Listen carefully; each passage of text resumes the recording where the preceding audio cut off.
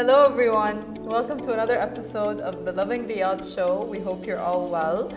We have a few topics for you today, starting with the stormy skies over Medina. Although there were stormy skies all over Saudi and all over the region, Medina specifically saw some intense lightning and rain. And also, it was raining and pouring all over Saudi. And sons of Medina famous T-Man carried on father's legacy after his passing. And also, Saudi just premiered the world's largest grand Arabic opera in Riyadh. And 25 food poisoning patients in Riyadh have been released from hospital care.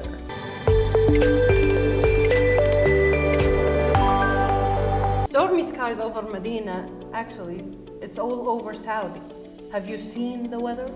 It's been crazy. Yeah, like what do you call it? The Ministry, I feel like I'm in Harry Potter. But like the Ministry of Education had to put the students on a, what do you call it? Remote learning, yeah. And it was all over different parts of Saudi. I think it started with Jeddah, Makkah, Medina, right? I don't know. It did. But it was moved raining. to Like Riyadh. it was raining like aggressively. Like we're trying not to turn this podcast into a weather podcast, but have you seen? But every week there's some new kind of update with the weather. With the weather, yeah, and it's because it's been so crazy.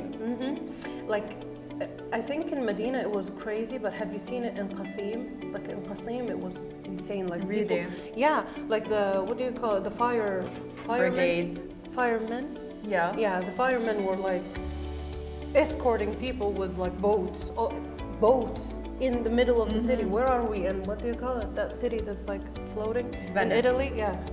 Yeah. Apparently I don't know my geography. I think it's been really crazy to see all of the different effects that the rain has had. And especially because, you know, like usually in Saudi we have seasons, maybe not so much in Riyadh, but we have seasons where it's like a little bit, you know, like rainy and like maybe one storm a year. But this year has been, it's so weird how it's been all over Saudi, and not just Saudi, all over the region, like UAE, Bahrain, literally everywhere. Raining. So what's going on? Well, basically that, you know, like when you're just chilling in your room, you just suddenly hear the thunder. Skies. Yeah, the skies is just like what? It's crazy. And have you seen that one guy? There were like a group of people drowning somewhere. I don't really remember where, but it's like a famous. In Saudi, basically. Yeah, somewhere in Saudi. It went viral. Like, and this one Pakistani guy with the bulldozer just literally was saving them with the bulldozer. It was so cool. It looked so heroic. It is. But honestly, the crazy part, who documents something like that? Yeah, I mean, the thing is with this weather, people aren't really thinking about the fact that it's dangerous. They're mostly thinking about taking videos. Yeah, exactly, because it's something we're not used to. Not about we're not used to, but it's like a lot. It is the amount is a lot that we're not used to, you know. So I guess that's. But I'd take a thunderstorm over a dust storm anytime. Yeah, I think so too. Sandstorm, I'm sorry. I think with the rain, you can just go inside and you're safe. But with the dust tends to come inside the house somehow, and it gets inside your lungs, and it's a whole thing. And so yeah, I would too, honestly. It ruins everything. And maybe all this rain is good for Saudi because of the dryness and the heat. Maybe it's like breaking it a little bit. So I guess we'll see when the summer is approaching now. So you would think that the rain would get a bit less. By the way, you should visit Saudi in the summer. It's been not Riyadh, because Riyadh is extremely hot. No, visit because like if you want a tan, hello.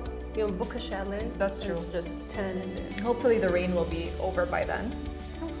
So on to our second topic, Saudi premiering the world's largest grand Arabic opera. So it's not the world's largest opera, but it's the world's largest Arabic opera. Grand opera. Yes. And it's actually really cool. I don't know if any of you have gone to see it or if you have any plans to see it. But it follows a tale set in pre-Islamic Arabia, and it tells the story of a tribal matriarch gifted with the ability to see into the future. Oh. So she warns everybody of impending danger, and her tribe dismisses her completely. And this sets the stage for basically like a universal story and narrative of adversity and resilience, and like how she gets through all of this and all the dangers that come. Are you into operas? I'm not. I don't think I've ever seen one in my life. Like an opera. Oh. Like, where would we go to see one Why since am we I live amazed? here? Neither did I. Yeah. But like, it reminds me of the Shakespearean. Yeah, and there's a lot of singing involved, I obviously, love like it. opera singing. Like, have you seen the one of?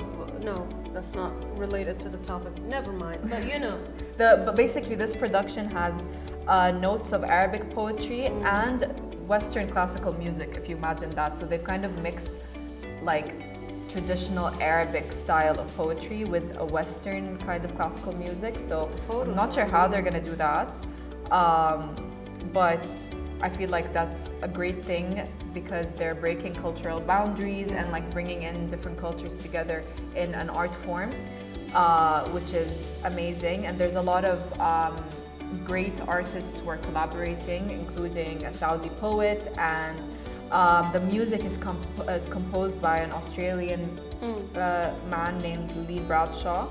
So together, you can imagine how they bring in the Saudi influence and the Western influences together. Yeah.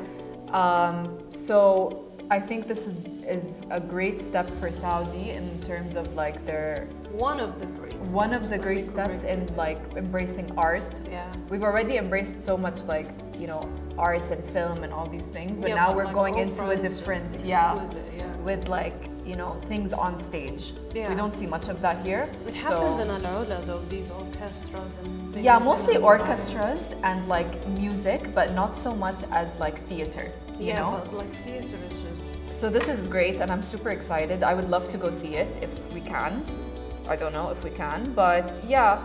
The Opera House is actually in the historic Diriyah district, and I think this further shows Saudi's commitment to like fostering artistic innovation, everything. The fact that they set it in Diriyah. And you should see it, like you should see the photos on the Lovin Riyadh website. Yes, they really have like they get you excited for watching the show because it really does look mesmerizing, and the colors, there's a lot of like eerie kind of like majestic vibes going on. And the color palette is just studied it's great, well. So if any of you guys decide to go watch it, let us know in the comments. We'd love to know how it is, and maybe we'll catch it sometime. Hopefully. So moving on to sons of Madinah's famous tea man carry on father's legacy after his passing. If you remember, we talked about how, he worked for like 94 years. Yeah. He was 94. Oh. He worked for, I think, like 50 years, something like that. Yeah, and he died at the age of... He was in his 96. 90s. Yeah, 96, not 94. Anyways, so his sons were like, they basically did the same thing. They set up their tables, they put out some dates, and they got their tea. I don't know if they have coffee. Oh no, it says here they've got coffee, so. And it's for free, that's the whole thing. Like, it's so they cute. basically just continued what he's doing. Exactly, carrying on his father's legacy. So I remember we were talking about how they should do something to honor his legacy, like a monument or something like that. And I think they, by his sons following in his footsteps, that's a great way to honor his legacy, because that means his service will never die out. And it's going to keep going, and maybe they'll turn it into a family thing, so like their sons continue it. Yeah, that would be nice. It keeps going on, and it becomes like a legacy and part of Medina's culture. That would be really nice, and I think it's nice to see. Yeah, and his legacy also impacted generations of pilgrims, so like when his kids, not kids, but his sons. His sons, yeah. Yeah, do the same thing. I think it just, very nice. So our last topic is, I'm sure if you're living in Riyadh, you've heard of what has happened. The mass food poisoning that affected almost, I think, 35 people in Riyadh. And it was all due to one specific restaurant. We're not going to name names. No, it's not due to one restaurant. Actually. That was the source, and I think it spread to a bunch of other restaurants as well. But maybe that it's one, the bacteria or a virus. it was bacteria. I'm not sure what it was called exactly, but it basically it put a bunch of people in the ICU, and people were getting scared of ordering takeout. Yeah. But thank God that they released 25 people, so that's majority of the cases that were in the ICU have now been discharged. And the Ministry of Health has said that they've seen fewer cases since the outbreak. So that means that hopefully the whole thing is contained now and we can kind of relax a little bit in terms of ordering food. Because I don't know about you, but I was getting stressed out a little bit. Because I mean, we all order takeout a lot. So it got a bit scary because I was like, people are going into the ICU, you know? Yeah. So you never know how much it spread or where it actually came from, you know? And thank God there's no new leads regarding any other sources of food poisoning. So thankfully they just tackled the problem, you know? So they contained it really well. I think we have to admire and very them quickly for that. as well. Yeah, very quickly. Obviously, the restaurants that were affected or that were the source of this were shut down. I don't think they've been reopened, and probably won't be because after something like this, they have to investigate and they have to figure it out. Yeah, and it's not something even simple. Though after they open or reopen again, I think their what do you call it? The reputation is not going to be. It's not going to be the as same. it was. No, unfortunately. And something like this is so detrimental to the business, don't you think? So, I think that whoever is like the entity that's in charge of looking out for like the health, the sanitation and health in restaurants is going to be much more strict now. Of course, because obviously they can't afford to have another outbreak and have this and spread also because for we never know. Keeping people safe, you know. Yeah, and like obviously this is not good to have even in like the reputation of the city. You know what I mean? Mm-hmm. So hopefully we won't see any more outbreaks like this, and hopefully it has been contained, and also hopefully the rest of the people in the ICU are discharged safely. And just chilling there, eating some hospital food. And everybody is okay after this whole thing. Actually, hospital food in Saudi is pretty good. Yeah, it is. I don't think it's like I'd always steal my mother's jelly. The jello, The jello is like, And this is all the topics we have for you today, guys. We'll see you again next week, inshallah. Don't forget to follow us.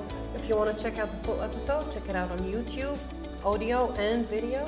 And if you want to listen to it on the way or while you're doing something early in the morning, you can check it out on Spotify, Podio, and Rami, and also Apple Podcast. Yeah. So yeah. Bye. Bye, guys. See you next week.